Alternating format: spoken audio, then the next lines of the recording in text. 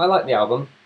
Been listening to it on repeat, and it's got a really sort of epic quality. There is like you said, there's some really introspective tracks, and there's some moments of kind of quiet, but then there's moments of like almost orchestral, epic awesomeness. Is that part of the anger element, the fighting back, or do you think that goes to more the hope that things can change?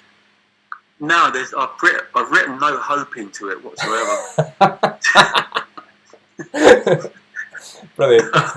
No. So it's all, when it's loud and angry, it's just loud and angry. Yeah. And it's just that, that's threatening and fighting back and warning and so on.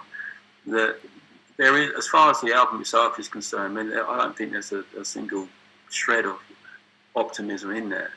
It's not really meant to be. It's not really meant to come up with any kind of conclusion as to whether there is hope at the end of this or not. It's simply just the Earth having a rant. Yeah. It's like an interview with the planet. How do you feel about this? How do you feel about that? And it runs the gamut of emotions from being a little bit disappointed about that, and I'm really fucking angry about that. It's that's really what it's doing. But it doesn't at any point say, how do you think it's going to go at the end of all this? It doesn't ask that question. It just says, how do you feel? So we're just going to wrap up. Have you got anything that you want to say to your fans? Anything you want to pass on? Could be environmental. Oh God, no. Hypocrite. That's the truth of that. Is one of the problems about sticking your head sort of over the parapet, so to speak, and talking about climate change, is immediately everyone sort of says, "Well, have you got an electric car?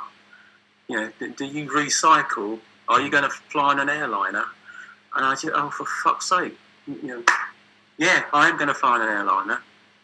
Yeah, I do have an electric car actually, but I've also got one that isn't, and I'm not very good at recycling, but I do my best, but I don't really do it very well." And they sort of shoot you down. Everyone's sort of waiting to go, "You're not real. You're not real. You don't stand by it." Fuck all that, really. Yeah, I am going to get an airplane. I am going to fly to Britain, and I'm going to talk about climate change probably when I get there.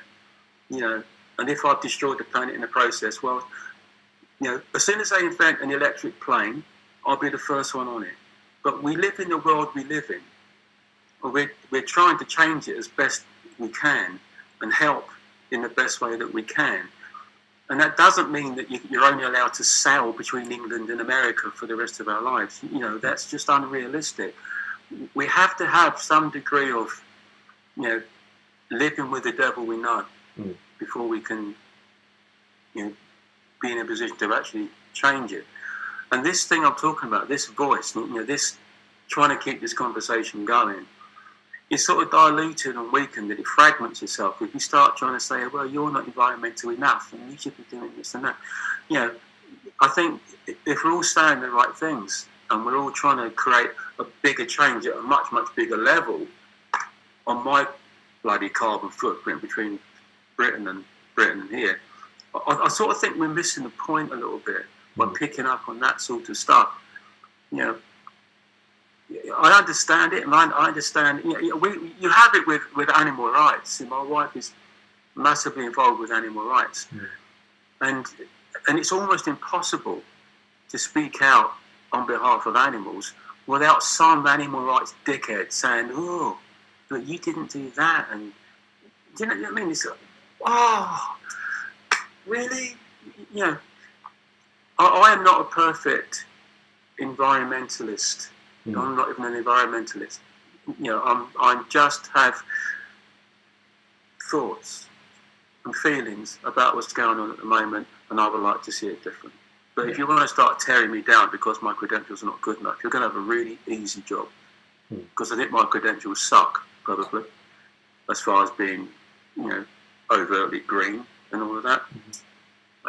We're all learning, all of us, and we're all doing what we can, and we'd all like to do better. I'm still not a vegetarian, but I'm trying. I'm eating less and less meat as I find other things that I can replace it with. But no, I'm not a full-on vegetarian. So if I speak about animal rights, I get slaughtered every time because I'm not a vegetarian. Who the fuck are you?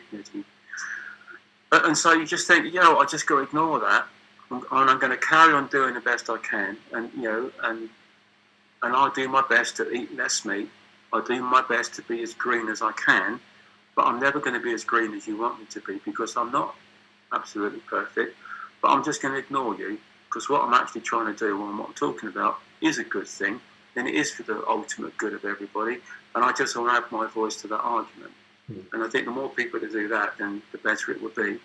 And all these other little holier than thou, whiter than white type fucking arseholes can, or greener than green, should I say?